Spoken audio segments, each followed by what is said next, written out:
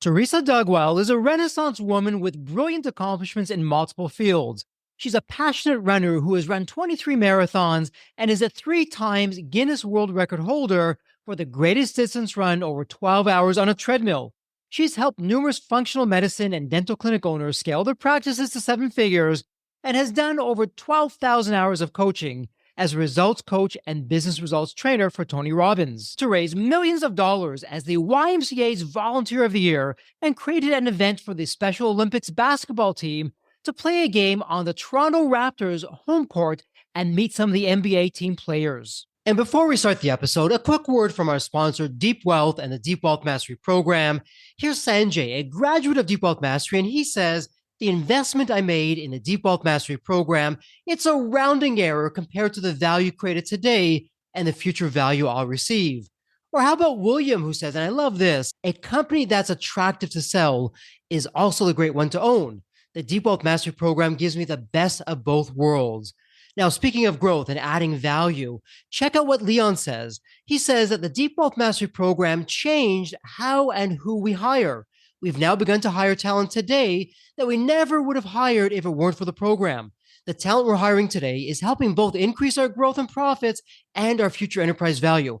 Man, I love that kind of feedback because it's that kind of feedback that's what gets me out of bed every day. Deep Wealth Mastery System, it's the only system based on a 9-figure deal. That was my deal. And as you know, I said no to a 7-figure offer, created a system that we now call Deep Wealth Mastery. And that's what helped myself and my business partners welcome from a different buyer, a different offer, a 9-figure deal. So if you're interested in growing your profits, preparing for a future liquidity event, whether that's 2 years away or 22 years away, and if you want to optimize your post-exit life, Deep Wealth Mastery is for you. Please email success@deepwealth.com. Again, that's success, SUCCESS, at deepwealth.com. We'll send you all the information about Deep Wealth Mastery, otherwise known as the Scale for Ultimate Sales System. That's where you want to be. You want to be with other successful business owners, entrepreneurs, and founders just like you who are looking to create market disruptions.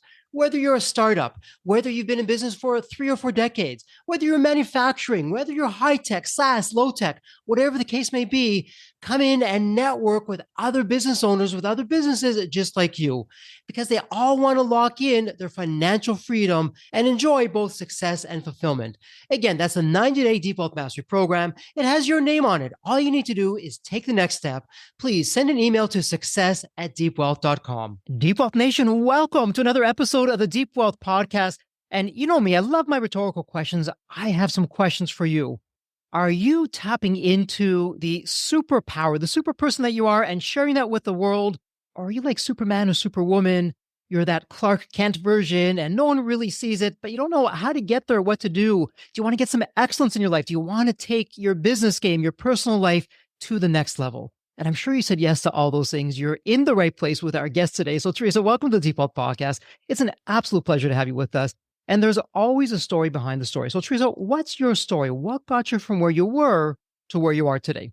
Thank you for having me on your podcast. I'm really excited about this. What helped me get to where I am today? I was raised with a single mom and 2 little sisters, and I was working at 9 years of age. My first job, I remember washing floors and just to get a little bit of money. And when I was 16 years old, I developed an autoimmune disorder and called vitiligo, which is a skin disorder. And Michael Jackson was known to have this, where you develop these white spots. And, I became super conscious of health at 16 years of age. And I was very hardworking and wanted to learn. And so at that point, becoming so involved in understanding what was happening to my skin, why was I losing my color, and getting involved in health, I took health on as one of my big motivators in life. And it became a value of mine that was at the top. So everything was driven around that from that time on. And I started running. And so in my running, and how I started my running actually was because I was bullied at that time as well. And I used running as my form of running away from things. And so what's interesting is that the running was my inner superpower because I felt there was one thing I could control and it made me feel better. And I just felt very confident in my running. Fast forwarding from that, I took on running marathons. And my first marathon, I'll never forget it. It took me 6 months. And when I finished that first marathon, crossing that finish line was a moment of where, as I was getting close to it, I remember these tears were coming over me because I felt this sense of, I did it. Oh my goodness, I did it. I really ran these 26 miles, and there was such joy in that. And when I finished that, it awakened something within me that was, again, feeding that superhero within me, something I wanted more. And it also was that control of being able, like, I had control to build and be better through this physical being. The physical health was my driver, was going to help me achieve more. And so I carried on, and I ran several more marathons, up to 22 marathons. But on that journey as well, in my early 40s, I decided I was actually a very active volunteer with the YMCA. I was the chair of our board there, and we decided to put on a big event to raise a lot of money. And I was very much about building community and so forth. And so we created this megathon, and I decided, I want to do something big there. And the year prior, I had actually participated in a fundraiser for the Sick Kids Hospital, where there were 2 people running on a treadmill for 12 hours. And I ran beside them for an hour. And I thought, you know what? Actually, I want to actually see if I can beat that record. So I took on running 12 hours on a treadmill to beat the world's record, to raise a lot of money for community and building community. And at the same time, building a team, my own dream team, but having hundreds of people participate. I published 2 books along the way in health and fitness for women. Why I'm telling you that is that I was this little girl that grew up without a dad. We didn't have any money. I had started working at 9 years of age on the weekends to wash floors and so forth. I didn't have any feeling of being a superpower or anything within me, but it was in my physical fitness that I found something greater within me that helped raise me up. It was something that took me from being just ordinary to being extraordinary in something. And then I got the opportunity to work with Tony Robbins, the company, as one of his coaches. And I'll tell you something, that was the most incredible experience of my life. I did over 12,000 coaching sessions. And the thought of, here was this little girl again, it was just, I was tapping into the part of me that to have 3 Guinness World Records and to work for the most incredible strategist, the man who can help change so many lives, I was truly feeling blessed and having books and so forth. And again, it was tapping into extraordinary. And the people I worked with were amazing, building businesses, clinicians, entrepreneurs, people who were just starting out, struggling, trying to figure out, how do I go from here to there? What do I need to do? What's in my way? And so my superpower was to figure out with someone, design that compelling future and figure out what it was going to take for them to go from their ordinary to finding their extraordinary so that they could actually achieve so much more in their life. Wow, so much there, Teresa. And firstly, thank you for being so open, so vulnerable. And Deep Health Nation, when you go to the show notes, click on the links. And one of the links will be to the books that Teresa was talking about, Power Source for Women and Love Your Body, Embrace Your Life. And there's so much in there. But I'm curious, Teresa, you had very humble beginnings, as you shared. And it sounds like there's a number of pivotal moments. I mean, after all, not many people can say that they're a Guinness Book World Record, at which you are 3 times. And so you've been doing that. As you look really across what you've done and where you've been, is there a particular moment that you think really helped define who you are, or is it a collection of moments? I would say that the collection of experiences growing and having to grow up quickly was one thing that I remember always saying, I'll have more from my mother. And so I always had this drive within me. However, the defining moments for me to even do that 12 hours, there was a lot of people that said, that's crazy. You're 40 years old. How can you do something like that? And you're going to hurt yourself. I had a lot of feedback that wasn't positive because on a treadmill for 12 hours, well, there's going to be some wear and tear on your body. But I'll tell you something. It was my mind that would have the greatest wear and tear, because that is where the physical part, I always say to someone, if you can move your body and you can walk, I can teach you to run a marathon quickly. It's the mind that gets in the way of finishing. And so being on a treadmill for 12 hours, there's a lot of stuff that shows up in your mind. And not only that, but obstacles that came along the way, which were the power shutting off. And I lose my distance, my time, getting a blister 3 hours in and having to cut my shoe open and run with a blister, a windstorm going on. And that was causing the power to go off, or you're disqualified, and having cameras all over because you have to qualify. And I had Guinness there at one point.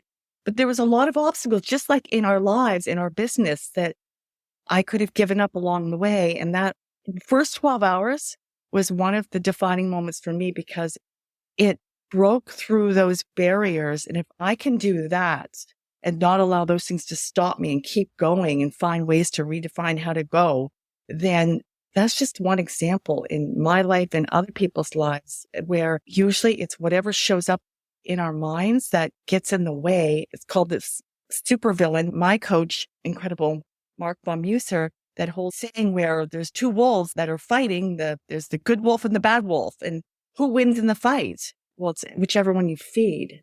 And so I would say the defining moment for me is building a team and doing the 12 hours, and showed me that nothing gets in the way except our minds. Yeah, it's so interesting, Teresa, as you're talking about really our minds or our mindset, that resilience that we have to have, that inner fortitude, believing in ourselves that we can do it.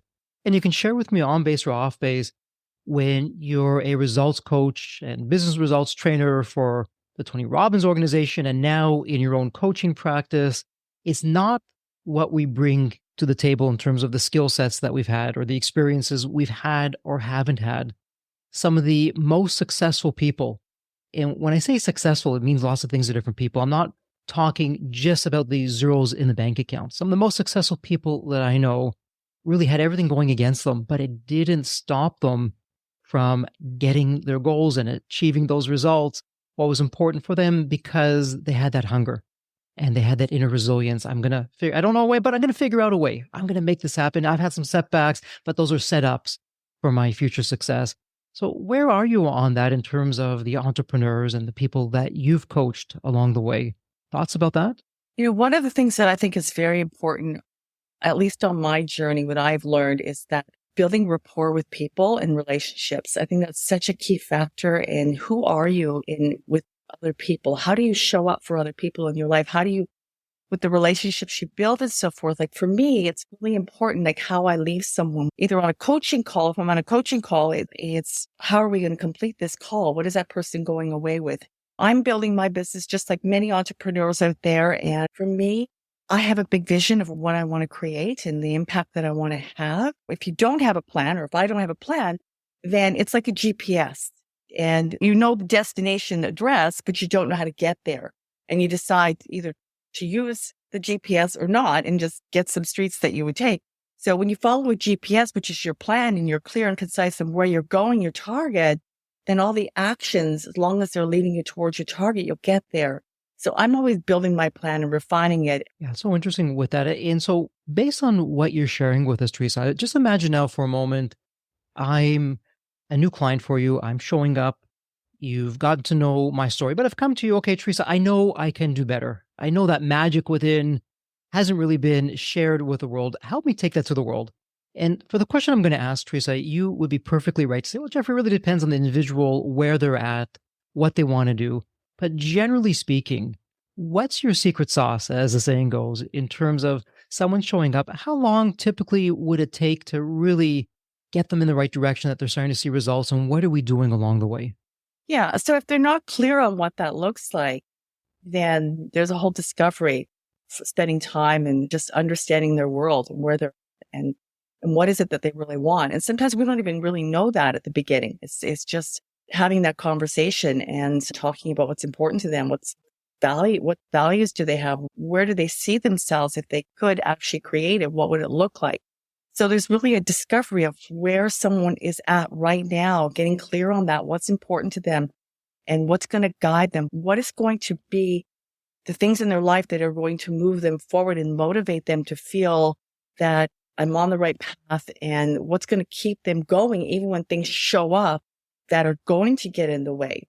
So with everyone in these, I always work, where are we at right now, and getting clarity on where do we want to go. And that may take a bit of time to really understand that, because it's discovery about about your life, about what you want to create in your world. Who is it for? What's the impact you want to leave? I always refer to it as a mission, be it a woman or a man. I always say, what is the mission? What's the impact you want to have? Because usually whatever work we're doing, we can find a way to connect that with a greater purpose behind why we're doing something. In contribution, there's so much more fulfillment in that than just building something without having a great meaning to it. So discovering that. And then once you have that, then you can start to design what is the message you want to put out there and who is it that you want to make the impact on, and then start designing that plan and getting clear on what that looks like. So it's a process. And again, like you said earlier, yeah, everyone is unique. However, we all are driven by something that gives us significance, some meaning. I remember having working with one individual was building his business. And we were looking at, well, why is this so important to you? And one of the reasons why it was so important to him was, well, two, he wanted to actually help make the money to his nieces with school and be able to help contribute to that. And then another reason was because what I found out was there's these orphanages for parrots, because parrots outlive their owners usually. And if someone doesn't have backup plan for their parrot, the parrots become orphans. And so he wanted to contribute to that orphanage for parrots. And wow, I didn't even know that existed. And this feeling of, if I could give those things attached to what he's doing, why he's going and working hard, were ways to really help him feel inspired and remember why he's doing this. As we're talking about that, Teresa, I'm just going through some of the collection of my thoughts, and I have a question for you, because really, it sounds as though what you're saying, it's all about the human condition. And we may come from different backgrounds, geographically speaking, from different parts of the world. But I'm wondering, some people call it Pareto's Law or the 80-20 rule. In your coaching, when you're working with people from all over, are you seeing the same 20% of issues, generally speaking? I call them opportunities. Some people call them problems or issues, but those 20% of opportunity areas that are coming up that are maybe slowing people down or giving them a bit of a hang up, that if they can figure it out, they'll catapult themselves to the next level. And if you are, what will be some of the more common themes that you're seeing? When we have a vision for something, what I've experienced is that we have these big dreams and so forth, or we want to build something and it looks great, the big picture. And if we go to work at just getting at the big picture rather than stepping back and looking at, okay, what will it take to get there, and laying that out? Because when we just see the big picture, that's when all the overwhelm can show up, because there's the stories that will show up as to why something might get in the way and so forth. So we want to reduce the overwhelm and lay out what would it take to get to what we want to create. And when we have that clarity, not only does that create certainty, because uncertainty is risk, but we all need a little bit of uncertainty sometimes in our lives. It creates some excitement and it can be fun. However, when we've got more certainty in our plan and know where we're headed and how to get there and what we need, then, and this is what I find very often, is just that we're missing the certainty. And so when we have that, then it's much easier to move forward and access the things that you need. You actually create certainty in your space by doing the design work. And so when you're working with a client, and particularly when it comes to goal setting, I know for a lot of people, when they hear goal setting, the eyes glaze over and they just tune out. We hear so much about that. And sadly, so many people have just missed the mark with it, that many have just given up on that.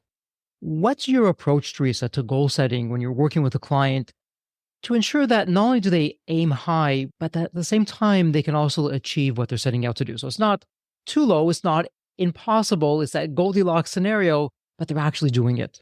I believe that what really helps individuals to achieve things is to be among people, have that dream team of your own, and support system, a community that really stands behind you, and not do it alone. I think that's really important.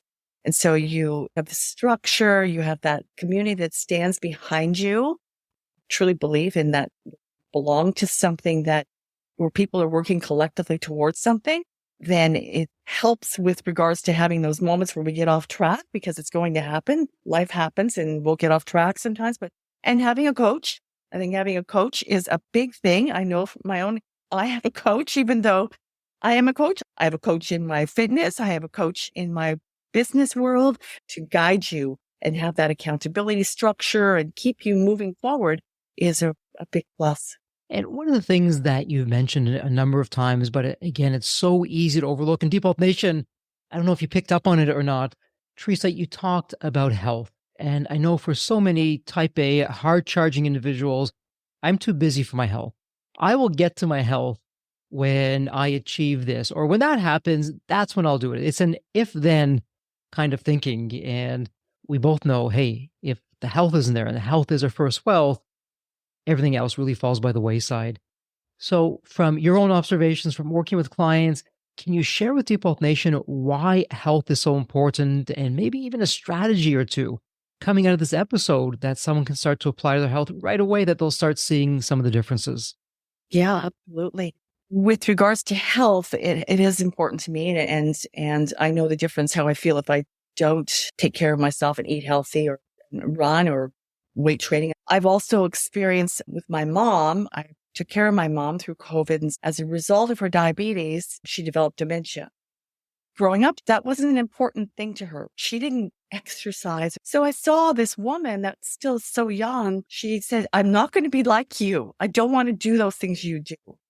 And I thought, but Mom, you don't have to. We can help you with the diabetes. Are there because they didn't take care of themselves earlier, and it wasn't an important value to them. And I see my mom a lot. I spend time with her, and I see her declining, but she does not want to make that a priority for her. I have a friend who is 85 now, and he still teaches spinning classes. My running partner is 80 something years old. He runs faster than me, and I have to catch up to him. And that's because these people have made health a priority of their lives. And so why not have your health until the end? And what my recommendation is for anyone is that if you're not doing something right now and you need help, well, find someone to do it with. Find someone else who wants to be partnered up with you, who also might be challenged with getting going with their own health, and set some goals. Why not set something up for yourself and make this your best year?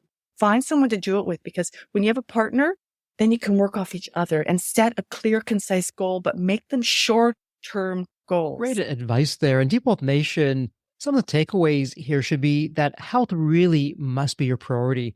And Teresa, it's interesting. We've had doctors on the show, biohackers on the show, scientists on the show, and they all really say the same thing.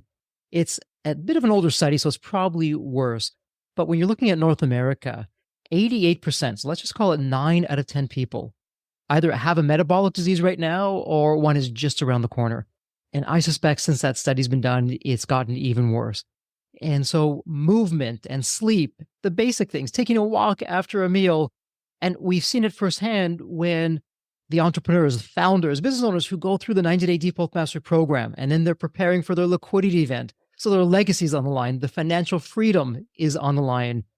You've got to have that clarity, that mental energy, that focus. You have to make the right decisions. You can't be, well, I'm not feeling so well, so let's just go with this. I'm too tired. I can't think about it. You can't do that. Well, you could do it, but you don't want to do that. And health is absolutely so critical. And so with all that said, what's your advice and some of your insights?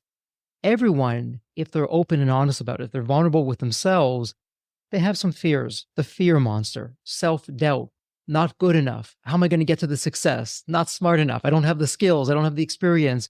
What would be some practical strategies that someone can really apply for themselves to get over that fear or self-doubt? Find a coach or a mentor, someone who has done it that you're close to that could help you. If whatever it is that you're challenged, if it is your health and you want to get going, find someone that can guide you, that can create a plan with you. I believe we need each other. When there are challenges, find that person in your life that you can get some support from, or find that coach that you can get some support from, so that you can actually create that plan. And those things that are getting in the way in your mind, yes, you can take them on yourself. And there's lots of great books and trainings out there, but I also believe having someone that can be your mentor, coach or someone close to you that can help guide you and be your cheerleader to get you going. So I'm hearing to have a coach, have your own cheering section, have some accountability partners to help pick you up when things perhaps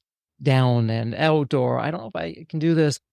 And that brings up another question. And you mentioned this earlier, because oftentimes friends, even our closest family members, our loved ones, they mean well. When we're ambitious, though, and we have these goals, it can make people feel uncomfortable. Or they are afraid, oh my goodness, Jeffrey's going to try this and he may not get it and it's going to really bring him down. I don't want to see him like that. And they're well intentioned, but they're really not in the advice that they share.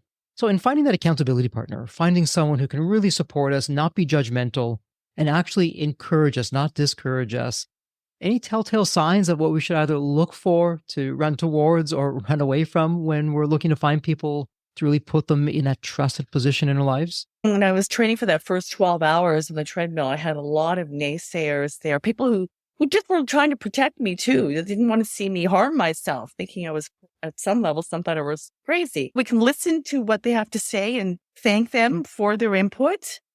But whatever that journey is that you're on, that's for your health or business, whatever it is you're moving towards, then look for someone on the outside that can support you. When it comes to the journey, Teresa, I'm curious because you've been involved what some people would call self-development or personal development. And unfortunately, in a lot of circles, it has a bad name or misconceptions that are there.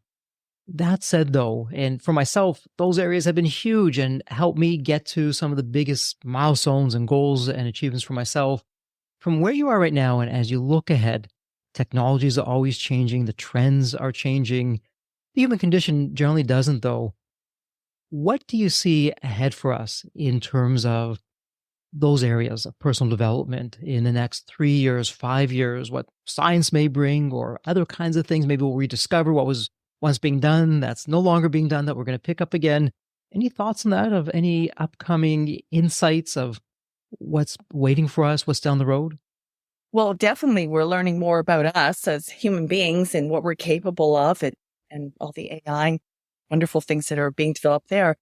I just think that we're learning more about how we have the capacity to, if we're relating it to health, I think we're learning more about how much power we actually do have within ourselves to change things, and don't always have to go one route, but rather look at what can we do as individuals to support building our own health. I think that's becoming more and more documented as being, there are ways to build yourself. There's a lot of new evidence out there, like skeletal muscle. I've learned more about skeletal muscle in the last few years than ever because of the wonderful studies that are out there. And then in business, we're learning all these new tools, things that we can use to maximize our output and minimize how much time. Even though it feels like sometimes we're spending so much more time, I think that if we learn how to maximize what's available as more becomes available, then we can actually start to give ourselves more time to do the things that build us back up.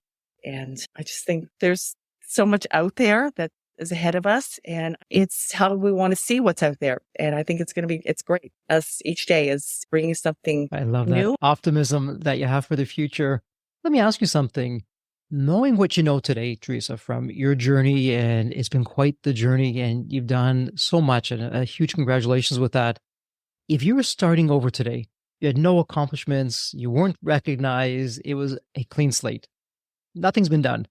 But knowing what you know, what would be some of the first steps that you would begin to do, or some of the early strategies that you would leverage to begin to get yourself to where you want to get to? I would surround myself with people that are motivated to make a difference in this world, that are not just high achievers as we define high achievers, but rather people that are up to big things, that want to make a difference and learn from them and follow what they're doing. I think that we can always learn from someone else and others that are ahead of us doing something that we aspire to, and or you never know who they're connected to. So it would be the people I surround myself with be an important factor. And Deep Wealth Nation, were you listening to that? Because that isn't gold, that's platinum. I absolutely love that, Teresa. And believe it was Jim Rohn who said, we are the average of the 5 people that we spend the most amount of time with. And so Deep Wealth Nation, who are you spending your time with? Are they bringing you down? Are they down the path a little further than you that you can aspire to be just where they are and they're supportive? Or is it really taking you in all different directions? You're unfocused, it's negative, and such terrific advice there. And Teresa, before we go into wrap up mode, I know there's so many questions I didn't have a chance to ask. Is there one question in particular that comes to mind that I didn't ask, or a topic we haven't covered, or even a message that you'd like to get out to the Deep Wealth Nation?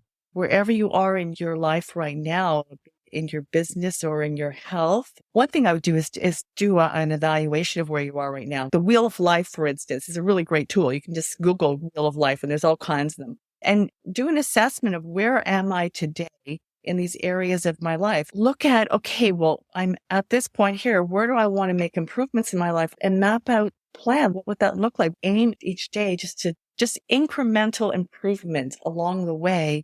And suddenly you're at that 9 or 10.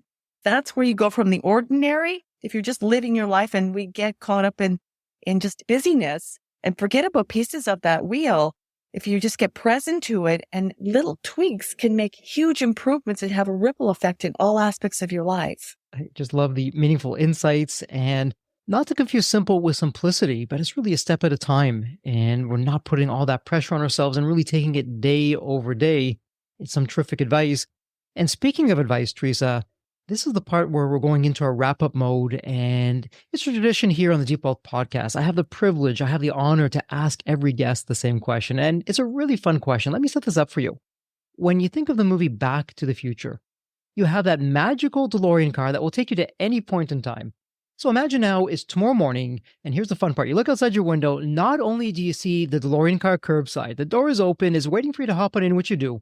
And you're now going to go to any point in your life. Teresa, as a young child, a teenager, whatever point in time it would be, what are you telling your younger self in terms of life lessons or life wisdom? Or, hey, Teresa, do this, but don't do that. What would it sound like? Well, there's a moment that I'll never forget.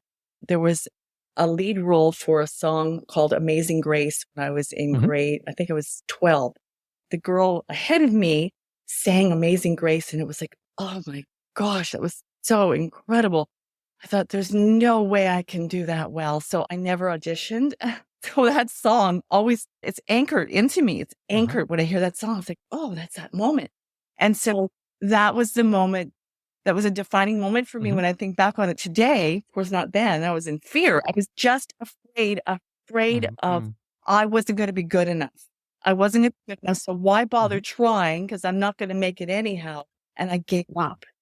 When we question if we're not good enough and we walk away and then we just give up, then if we don't go back, chances are that door will close. Such a heartbreaking story. I'm right there with you. It's amazing. Back in the day, we make these decisions. We don't realize the impact. Could be positive, may not be positive. We don't really realize it at the time. And then we look back like, oh, why didn't I do that sooner? Or why did I do that at all? But I love your approach of how you really use that as your rocket fuel. Okay, I did that once. Not going to hold it against myself. I forgive myself. And from what you're doing then to what you're doing now, it's really night and day. There is no comparison. And it sounds like you really leverage that and you really put that out there for your advantage. And Teresa, before we officially wrap things up, if someone in the Deep Wealth Nation, they have a question for you, they want to become a client, they want to learn more, they want to have a conversation with you, where's the best place online for someone to find you? Well, I will provide you with my calendar link. If anyone wants to have a complimentary conversation with me and just talk about where you're at and what you want to work towards, feel free to schedule a time with me, and I'd love to. Take Teresa up on her very kind and generous offer. After all, it's not every day you speak with a 3-time Guinness World Record holder. 12 hours on a treadmill. My goodness. Some of us can't even do 12 minutes. You're doing 12 hours. That's absolutely amazing. Well, Teresa, it's official. This is a wrap. And congratulations, a huge congratulations. And as we love to say here on the Deep Wealth Podcast, may you continue to thrive and prosper while you remain healthy and safe. Thank you so much. So there you have it, Deep Wealth Nation. What did you think? So with all that said, and as we wrap it up, I have another question for you. Actually, it's more of a personal favor. Did you find this episode helpful? Have you found other episodes of the Deep Wealth Podcast empowering and a game changer for your journey? And if you said yes, and I really hope you did, I have a small but really meaningful way that you can actually help us out and keep these episodes coming to you. Are you ready for it? The dramatic pause. I'll just wait a moment. Drum roll, please. Subscribe. Please subscribe to the Deep Wealth Podcast on your favorite podcast channel. When you subscribe to the Deep Wealth Podcast, you're saving yourself time. Every episode automatically comes to you. And I want you to know that we meticulously craft every one of our episodes to have impactful strategies, stories, expert insights that are designed to help you grow your profits, increase the value of your business, and yes, even optimize your post-exit life and your life right now, whatever you want that to look like. And every time you subscribe and a fellow entrepreneur subscribe, it's a testament to how together, yes, we are changing the social fabric of society. One business owner at a time, one liquidity event at a time. So don't let the momentum stop here. Subscribe now on your favorite podcast channel. You'll never miss an episode. You'll be the first to hear from the top industry leaders, the innovators, the disruptors that are really changing and shaping the business world. And maybe you're commuting, maybe you're at the gym, maybe you're taking a well-deserved break that we spoke all about on this episode. The Deep Wealth Podcast, it's your reliable source for the next big idea that could literally revolutionize your business. So once again, please hit that subscribe button, stay connected, inspired, and ahead of the curve. And again, your next big breakthrough moment, it might just be one episode away. Maybe it was even this episode. So all that said, thank you so much for listening. And remember, your wealth isn't just about the money in the bank. It's about the depth of your journey and the impact that you're creating. So let's continue this journey together. And from the bottom of my heart, thank you so much for listening to this episode. And as we love to say here at Deep Wealth, may you continue to thrive and prosper while you remain healthy and safe. Thank you so much. God bless.